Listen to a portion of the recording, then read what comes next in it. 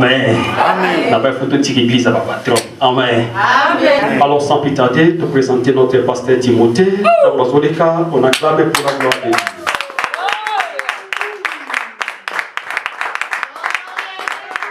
Amen. Amen. Donc, ça toujours un élément. Toujours la Bible la vie sur l'Apocalypse.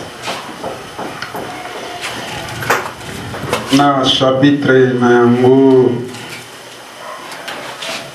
2.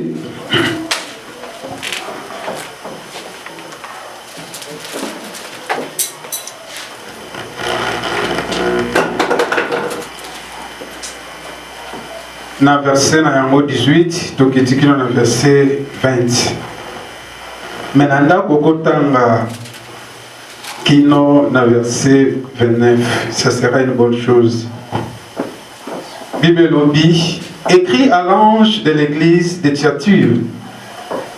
Voici ce que dit le Fils de Dieu, celui qui a les yeux comme une flamme de feu, et dont les pieds sont semblables à des reins ardents. Je connais tes œuvres, ton amour, ta foi, ton fidélité, service. Ton fidèle service, la constance et tes dernières œuvres plus nombreuses que les premières. Mais ce que j'ai contre toi, c'est que tu laisses la femme Jézabel, qui se dit prophétesse, enseigne et séduise mes serviteurs, pour qu'ils livrent à l'impudicité et qu'ils mangent de viande sacrifiée aux idoles. Parole du Seigneur. Amen. Tufandi na kompona Yesu, pasteur Sassambeli bon biso, et assemblée aussi bon message. Tolingaki to partager na tongwalelo. Amen. Amen. Pesa ndikwaza pembe na ombote na système kaka. Amen. Et ça, en réalité, c'est un moment où nous traversons ce Seigneur, chose à dire. Amen. Amen. Pour se protéger, mais aussi dans la cache, parce que c'est important aussi pour la santé. La foi n'exclut pas la prudence. Amen. Amen. Bien. Dans le passage de Totangi, et si tu soutirais terme de l'îlot, thème Tokolobela dans verset 20, première partie dans le Bible, mais ce que j'ai contre toi. Amen. Ce que j'ai contre toi. Ngate, mes Bible. Oyo Bible, azana mo contre yo, to po contre ngai. Nde to mekampe pour partager dans ton balero. Thème na biso to bimisi yango na Apocalypse. Et le dernier livre, il y a Ancien Testament, il y a Bible Mobimba, et il y a Nouveau Testament.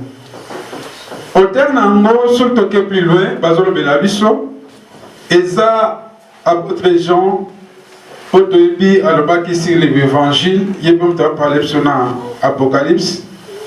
Selon les chercheurs, Balobi, ils ont les mêmes gens, pour l'évangile, par le message parce que le contexte le style à Posaki, na épître na épître à Jean, il y a un utilisé aussi dans le livre Apocalypse.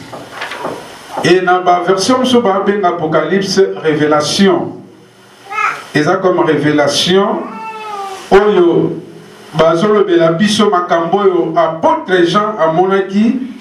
Pendant que Bakangaki est Azalaki na île ya Patmos, Kunanzamba se révélaki encore de nouveau et Painaye, peut Abandaki aussi Kolobelaye à travers vision. Et ce qui oye na Katia Apocalypse, et ça livre que ça va vraiment complexe parce que ça va réalité moins belle. Et ce parler de mingi pour na makambo ya temps de la fin. Pour moi, dans l'Apocalypse, selon l'introduction, il y a 10 parties. parmi les 10 parties, oyo, livre d'Apocalypse et Kabomi, biso tolobela na deuxième partie, o bazolobela sur les 7 églises. Oyo, Jean, Tonzamba Baneko parlait, Zalaki na assis. Amen. Alors, parmi cette église, wana, biso tolobela, moi portion, il y a église imoko. Otobengi, église, il y a Tiature. Et la 4e église, oyo lettre, oyo, comment qui pona cette église, et ça qui adressé l'église wana. Alors, na kati ya Tiature, église oyo kabama ki totango, basolo bela biso si contexte ya livre oyo, il y a église oyo, bakaboli yango na 3 parties aussi. Première partie, basolo bela biso, Yesu yemoko aza lolenge abana ko se présenter liboso ya chanto à travers révélation oyo. Na deuxième partie basolo bela biso connaissance oyo nzamba zalaki na mosi église ya Tiature. Amen église. Amen. Connaissance oyo nzamba zalaki na mosi l'église ya Tiature. Donc pour que ne plus bien et très bien rekezaboye. Na verset 18 baso parler biso Yesu amona. Amen. Amen. Parce que Bible zoloba misunaye eza lokola flamme de feu. Et imaginez place flamme de feu ça. Donc ceux qui molli les années aux années, donc vous allez éclairer.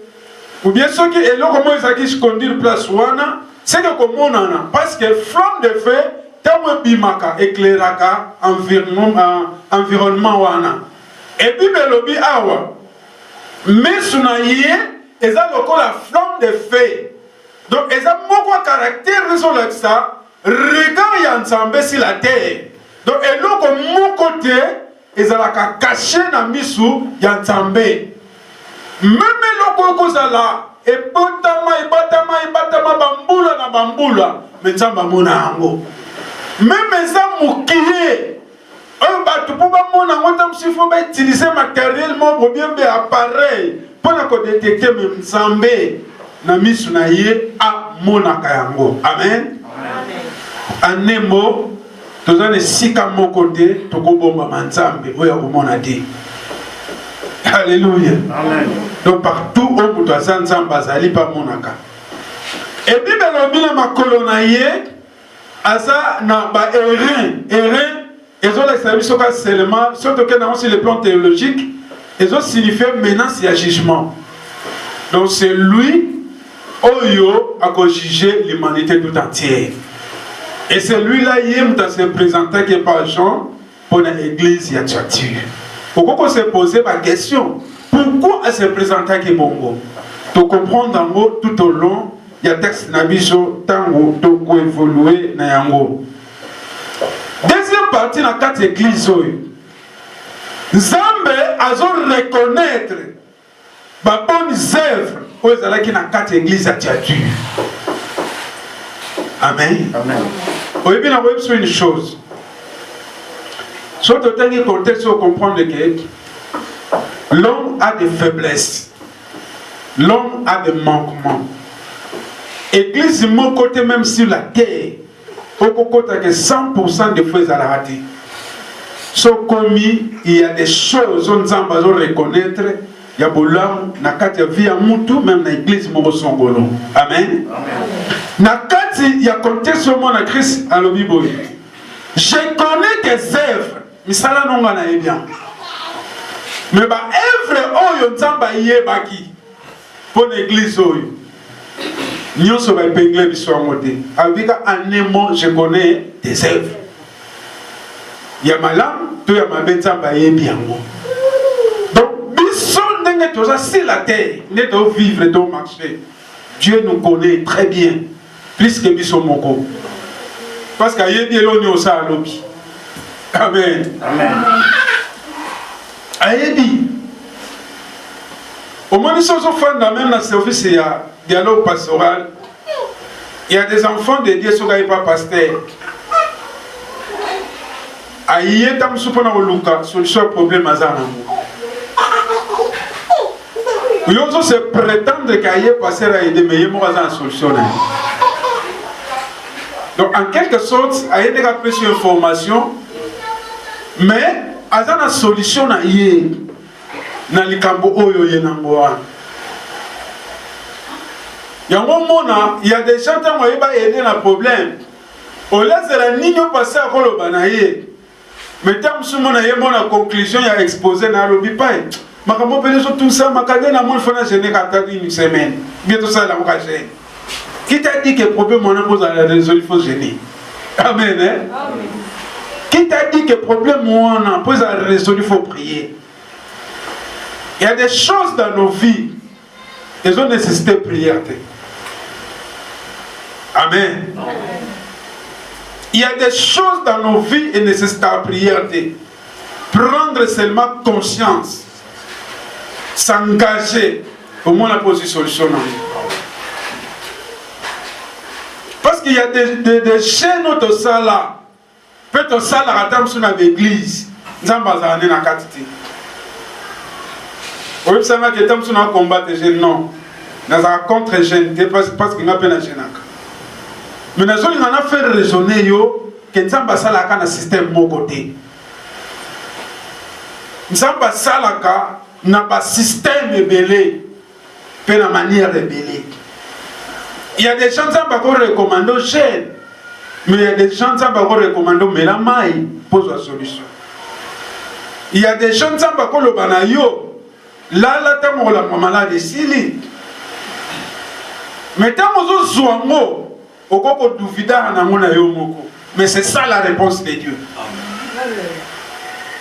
Nous avons un grand chef. Qui est malade à Maba. Mais nous avons un ébicier. Au Miboua, quand on 7 fois. Et on a guéri. À quoi qu'on minimise en haut. Grâce à serviteur dans le lobby. Bon, on est grave. Et ça, on a un lobby dans le salle. Il y a 7 fois. Tant que Miboua, kaki 7e fois, nous avons un saki. Dans la période où on a un décès, il y a des moments où moi, si je suis encadré. Zamba osale grâce ayo zo libala ndekona tama kolinga e ba umela kité basala ki pas même 6 mois balingani ba mo libala lelo pe nzamba pambola bango bana France parce que musa mbane pas avec serviteur de Dieu pe ba bota bon fina bango za stable tanga su libala on a famille bamba na ba réalité moko boye et belé. Alors, babanda ko menacer na mo espace muke kaka. Mu comme ça na ndako na tongo ayena ndako na robe de nuit na ye. Bien mais imaginez muto ayena abimi pa na bango, ba bikin biso to fa na pembe na weta baya. Mais ye auti na kimbangu na sima Mariano na Mompono. Ayeti na ngingi na robe de nuit. Pour la nuit, alala la muka bonzoto mobimba mayezo bimaye. Ba pota pote salé na nzoto. Atali siamo mama kultina ba mo azaki ni na ndaka lobi mais o ba boke le mpeseti. Donc azo se supporter te mukusa. Ayana ndaka akuta na zaki olala bala musinga na sambeli mukie après na bimi pona na yokai. Tanga moni aka bandolina. Otaba makamna okutana ngona lingina nga sulibala. On a tema comme belé be manobi. Mais c'est qu'est-ce qui se passe pour moi sur. Donc on se sentit pendant que sur la cheka boy, yo comme ko sa cheka boy ma ebimi. Donc c'est moment il y a rapide kaka. Pendant que dans quelques jours mariage naï. Pendant que nous solane wana azolo bazolela donc nazo mona loka olobaneti oui bien être un pasteur et dans makam belé hein ya makam susozo la penza et yeli muto mo boko condamner na yo mo passer condamner Nzambe mais on se poser cette question qu'est-ce que je dois faire pour le muto tant à lobby nga pe na et kaka. Tu comptes ma session le banana et puis aussi c'est oh pas bon nous n'avons pas de style ici faut nous que la solution pour le moment faut nous tourner sur aussi ici Poyo solo balanga na soyoka. Webelo monza ba ebsanga asuflangelo momukie. Ayebisinga ziyebisa zonga kana ndako ake sokola mai. Na sambeli pona tanto silisi na simbe na bona bimse na lupana manoko accompagner pour que pa bango. Ngana bise soko komi na ndako.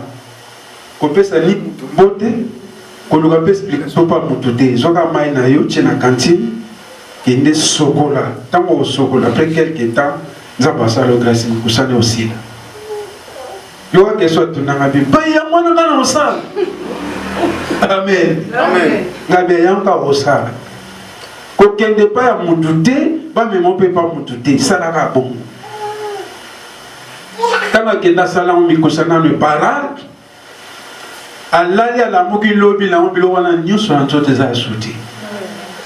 Amen. Amen. Donc maintenant il y a des choses qu'on peut arriver même dans vie na yo. Yo cause à la temps sous limité mais Dieu sait pourquoi permettre les camboana. Amen. Et ça va yebi pourquoi amemi yo na dimension yelo kona yango wana na ba chaque fois. Vie na yo et ça la comparaison c'est la terre. Tu es le seul et l'unique. Et na banzelo nzamba olexayo ozalaka le seul nzela wana. Et na onzamba osalela yo ozala pe unique tam sur la famille na yo même na bato yo kola ki na ba. Amen. Amen. Alors bi na yebi misala na yo malam. Nzamba yebaka. Omoni bato yo lesa wana. Nzamba yebi ko lesa bato. Amen. Nzamba yebi ko latsa bato. Nzamba yebi ke o sepela raté muto za pembe no souffrir. Nzamba yebi ngo bien. C'est une grâce. On nzamba tchata msukati na. Ta nzamba tumsuma na mitema mo za kana sensible au sakanati. Lela na yo souffrir na yo, mais aza insensible pour akota na passion muninga za na yango.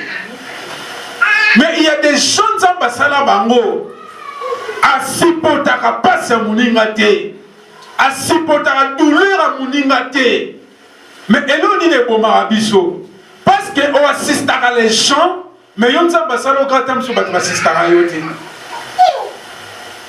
moi muta jouer de ça le bi ngana vilanga na suma so batute ngana suma kaka me ngamu ko dina mona muta suma nga so na problème ngamu kala kufa nango nzamba ebi pourquoi asala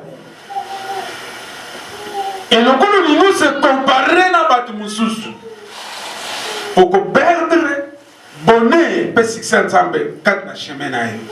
Il dit je connais tes bonnes œuvres asali mention hein, des bonnes œuvres ya mabete aebika o malam et abakisa lobi na yebi bolingo ozati na yebi bolingo oyo yo ozana yango caractère monene oyo important na église c'est l'amour. Église eza bolingo te c'est difficile tout le monde a bolama nzambe bolingo sipsona raté et l'amour supporte tout. Kolinga facilité mais kolinga souffrant. Kolinga ya facilité et kozonga na pencha ya mwasi na mbalite mais kolinga kaka kolinga kozana bolingo eza facilité yango na grec bazo définir l'amour. L'amour c'est souffrance.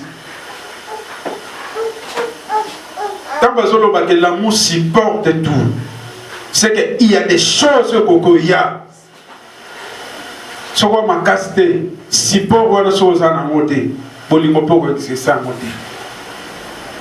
Amen. L'amour supporte tout. Et église est très important pour vivre bellement. Alors, il y a service, il y a foi oyo zanango. La foi. Tous en ont deux types de foi. Tous en ont foi comme une don spirituel. Peut-être tous en ont foi comme engagement na biso na Christ. Conviction na kati maloba nzambe. Na un exemple neti biso. To dimela Yesu. Azalo kola mo konsipe mo biksi na biso. To marcha na ba trace na et ça c'est la foi. Mais pendant que nous sommes dans la foi parce que conviction na biso to placer yango na maloba nzambe. Okoki pe ko sala sina ya don auto bengi don ya foi. Na don ya foi, muto mona ka grandeur à l'écampoté. Muto mona ka peu obstacle té. Même bino boso yo kilema. Mona tam suya zo sera bina lo bia yo le kanango. Sam azo sala semblate. Mais so azo biso likambo oyo nzamba tiena mutema bia. Koto nsamono te olega. Même bino boyo kilema. Problème ay bolika nango. Nzamba pesa ne soso. Na bangela wate. Donc on a senti certitude mon dans les camons mutango.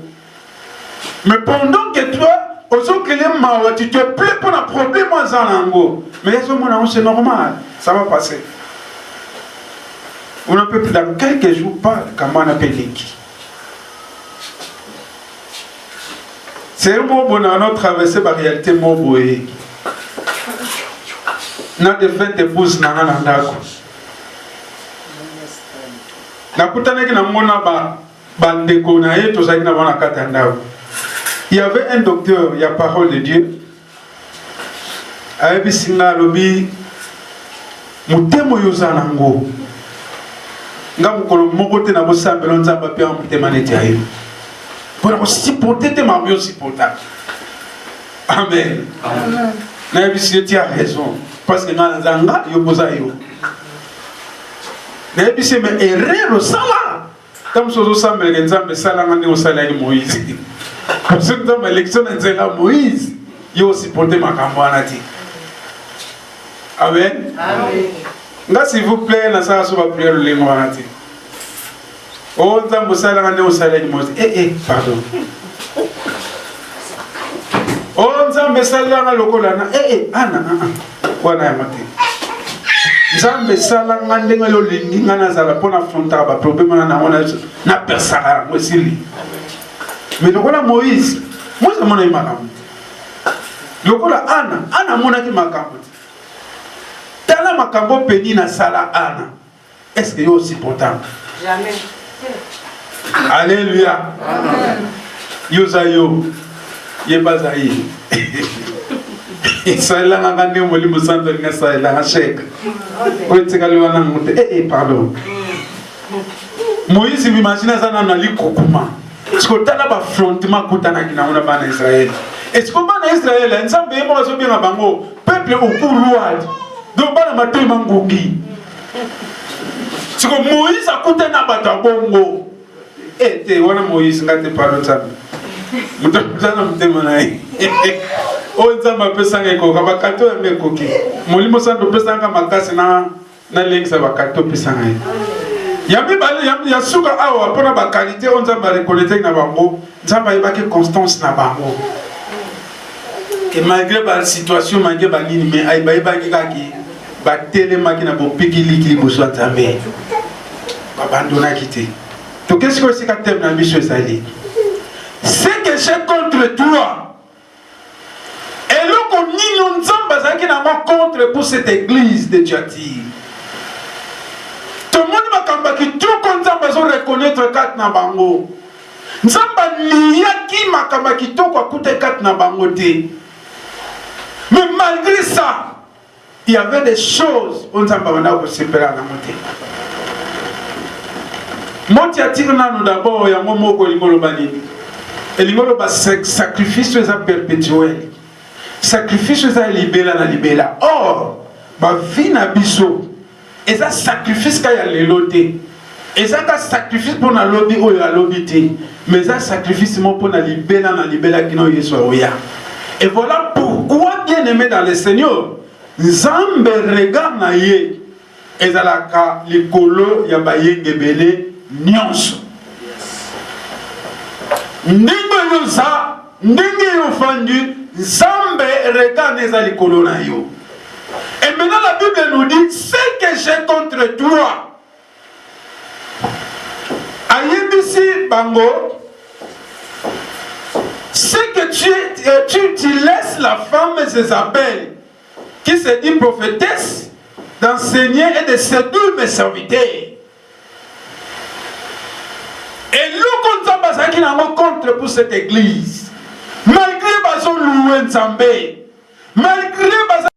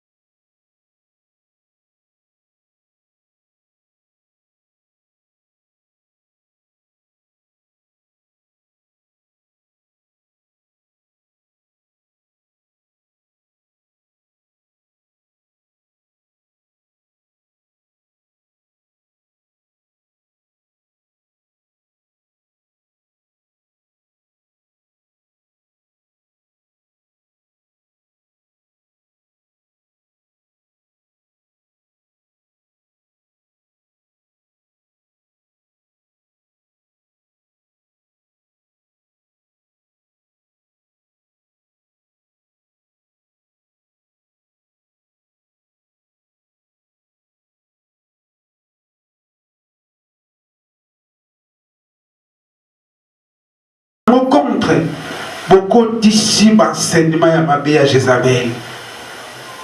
Oui, Jézabel, surtout que dans l'Ancien Testament, ce qu'il avait fait. Kokabwana Israël, et ça qui moko ya baro Israël, a kena kobala Jézabel. Jézabel en réalité a qui descendant Israël était. Bango bazaki na banzambe na bango mosusu, o bango banda ko servir. De ce dans l'Ancien Testament. Alors, pendant que bango bazaki na banzambe na tamu baba lié, aye na Israël, a memi na banzambe ya Israël. Aïe na bango na ndako libala parce que roi bala qui a saqué un roi. Voilà pourquoi Nzamba bana ko interdit bana Israël baba na ba étranger té. Amemi banzambe wana panaye et place conflit même ya Élie bandaki na Israël. Place prière na ba raison oyo memaki bango basa la prière oyo ya Élie na ba prophète ya Baal bandaki wana. Nana saki musala wana ezaki Jézabel. Ezalaki ke banzamba prophète mususu bazalaki na Israël bakomaki kokumba mela banzambe wana. Nangana fait réfléchir au moment que tout ça moi exercice mon réflexion nous ensemble. Tout ensemble par la foi hein tout volement que tous ensemble hein oui mais tout que de dans Jean chapitre 4. Tu comme dans Jean chapitre 4. Amen. Yesu akutani na femme samaritaine. Tu comme dit. Asengi mai. Tu moni dialogue wana. Tu so nanda? Amen. Basali dialogue wa mbale. Tamu Yesu asengi appel na mbale na ye. Moi so na lobaki ni. Naza na mbale te. Yoga réponse à Yesu. Ozana réseau le bozana mbalité. 5 ozalaki na bango na ozana lelo azambali na yote. Tu comprends? Ce que vraiment la femme samaritaine c'était qui? C'était Jésus lui-même. Parce que la femme ils ont présenté comme une église. Or, na tango wana Israël, bato kumba mela banzambe mususu en dehors d'anzamba saki likolo Nassé. Nani amevaki banzambe wana na Israël? Jézabel. Est-ce qu'on comprend? Donc, basi, mibali oh Yesu aloba na mwasi wana. Ba mibali physique té. Mais ce sont de Dieu. Oh Jézabel amemaki na Israël. Oh bango bakomaki kokumba mela na Israël. Or, Israël azalaki mwasi ya Yesu Masieto, mwasi ya Nzambe. Parce que Israël aujourd'hui c'est l'église. Oh, l'église, c'est la femme de Jésus-Christ. Amen.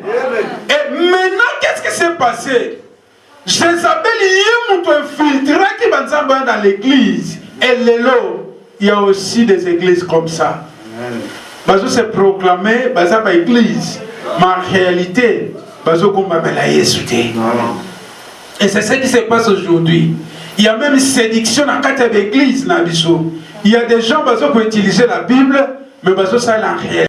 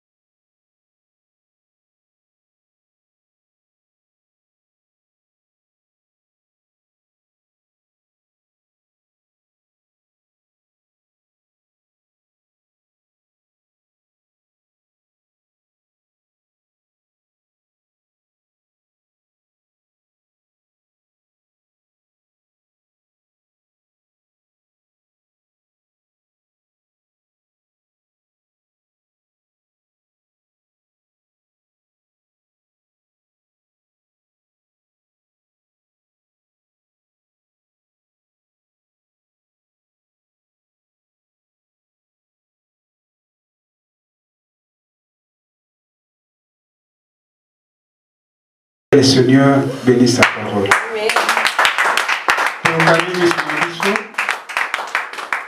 To bitike panzambe, le banzamba salo grâce.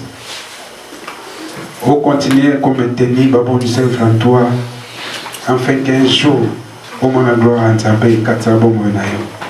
Togo de Jésus.